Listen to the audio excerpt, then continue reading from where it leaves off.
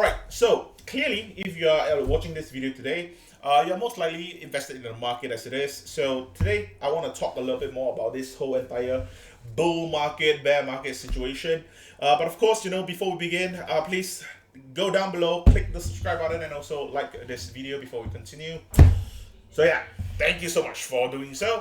But anyway, right now, just to give you guys full transparency, right now you're most likely going to be watching this video while I am in Vietnam, by the beach, enjoying with my family. Okay, but anyway, I do want to make this video for you guys, which is talking about the whole entire market perspective at the moment. Okay, which is the bull market or the bear market. I'm pretty sure that a lot of people are actually thinking that we are completely out of the red. Okay, we don't have to worry about inflation as much because inflation is completely gone. Okay, effectively, if we just wait for another 6 more months, inflation is effectively just back to 2%. Okay, we're not going to be worried about inflation anymore.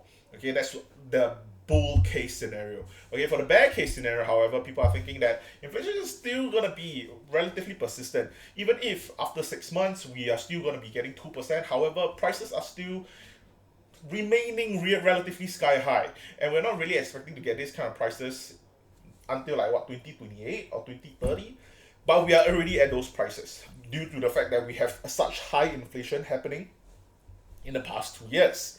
So which camp are you really in? Are you in the bull camp or are you in the bear camp? So of course, again, like I said, full transparency, I am personally in the bear camp. Okay, of course, I do think that inflation, like a lot of people do say, that inflation is most likely going to be back to 2%. That's going to be happening in the next 4 months, actually, 4 to 5 months. I would assume that we're going to be back to 2% year over year. However, prices are still remaining sky high. And food prices, we have not really seen any relatively solid decrease in food prices for us to really say that we're completely out of the red. And also for the bull case scenario that a lot of people are actually giving, I think that is actually completely bogus. Okay, so if you're looking at the S&P, a lot of people are actually bringing down the fact that, the S&P is already up like 20%, and because of that, we are actually already arriving in the bull market, and if anything, we are already way past the bull market. We are already thriving in it, and we're going to rally even harder. Okay, and if you do not enter right now, you're just going to miss the boat. That's what a lot of people are actually talking about. Okay, but if you actually break it all down, actually have it written here. The S&P 500 move, let's be honest here, there's only 3 moves that actually created this whole entire bull market. The first one was due to the fact that they have all the 2022 losers. Okay, so back in 2022, when all the markets basically lost all the money, this is the first rally that we actually had. Okay, that's when all the 2022 losers basically got all their money back, which is effectively your Meta platforms, your Google, your Apple, whoever who lost money back in 2022. All of them gained it all back. That's the first rally. And the second rally that actually happened was due to the fact that we had the financial shutdown that happened earlier this year. Okay, so why did they actually help with the tech rally? Okay, because when people start to take money out of the banking industry, that means they're going to be taking out of the big banks, the JP Morgan, the Morgan Stanley. They're taking out of the Charles Schwab's. When the money is getting out of those banking stocks, they have to put it into somewhere that's relatively safer.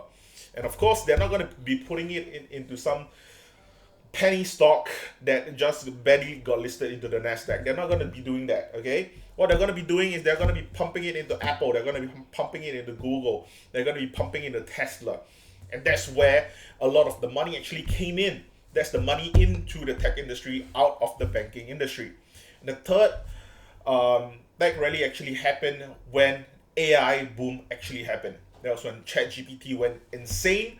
And then afterwards, everyone basically followed suit, which is when Google came out with Bard, and Snapchat decided to adopt the AI filter using ChatGPT. All the different companies out there basically just have to slap a word saying that we are looking into using AI for our app, and they basically just get like an additional 10% increase in the pre-market or during the or after hours during the earnings report. Okay, so the AI boom was actually insane. Okay, so I'm just going to talk about the different companies that actually move the market. Okay, that's going to be 8 different companies. Okay, these 8 different companies is mainly Tesla, Meta Platforms, Nvidia, Netflix, Amazon, Google, Apple, and Microsoft. Okay, and of course Oracle, if you really want to talk about it, because they also talked about AI a little bit.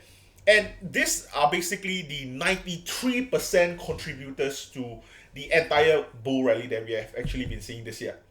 Okay, effectively what that actually means is that if I were to take away these 8 stocks away from the S&P 500, okay, they would actually have, for the whole entire market, we only be up 1.4%. So effectively, these 8 companies are the only 8 companies that are actually bringing all the gains that you're actually seeing in your portfolio if you are actually bullish in the market. Okay, so unless if your entire portfolio is in, Tesla, Nvidia, Apple, Microsoft, all these different companies only, then yes, you're gonna be up pretty high. You're gonna be up like what, 50% or something ridiculous. But if you're not, okay, if you're just into S&P 500, you're gonna have to read between the lines. Okay, those big companies are the only one that's actually going up a lot higher than anyone else. If you're actually invested in anyone that is not the part of the top 8, you're averaging about maybe 2%. Okay, you're not really getting that much higher. And of course, a lot of people would actually argue the fact that, but if you were to say on the bear case scenario, you're basically losing money. You're basically losing like 10%, 10% a year to date. But that's not really the case. Because for the bear case, if you're actually shorting the right stock, or you're buying the puts on the right stock, or you're getting into the correct leverage ETF that's shorting against the market, you'll be surprised because right now, year to date, I'm actually up about 28%. I was actually up about 68%, but then afterwards it kind of went down simply because of the huge rallies that kept on happening. But even then, I'm still up about 28% at the moment. I'm trying my best to try to hit up to 35% and try to end the year with a 35% year to date. But I'll see how that actually goes. Hopefully that will be the case. But yeah, I just want you guys to actually understand that, of course, the market is going to be going up. And of course, there's different companies with all this different AI boom and all these different tech rallies is going to be helping all this different company grow even faster. But you have to also understand that when an earnings report comes around, what you would actually have as some form of a memory would be what happened with the metaverse. Remember when Facebook decided to change the name to Meta Platforms, and they were talking about how they are going to be burning billions of dollars to actually explore the metaverse? And after 2 years, they decided, okay, you know what, we have burned enough money, I don't think this is going to be going anywhere, and they stopped. And that's kind of funny because that's where Apple actually took over, and then Apple started to make their own Vision Pro. Okay, but that's besides the point.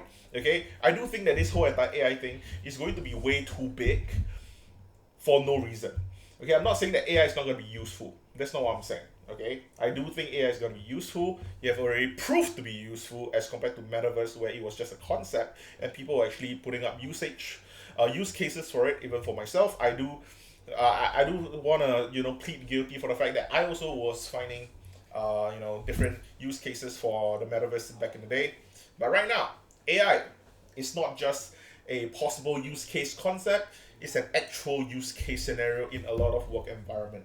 Okay, it's helping you escalate things, it's helping you type emails, it's helping you, choose from different design aspects. There's a lot of different functions that AI can actually help in your daily work life. Okay, so AI is already working out as it is, and now the current challenge is how all these different companies would have to make use of all this different AI and how they want to actually integrate those AI into their different apps, their different websites, their different companies in general. Okay, so I do think that AI is going to be useful.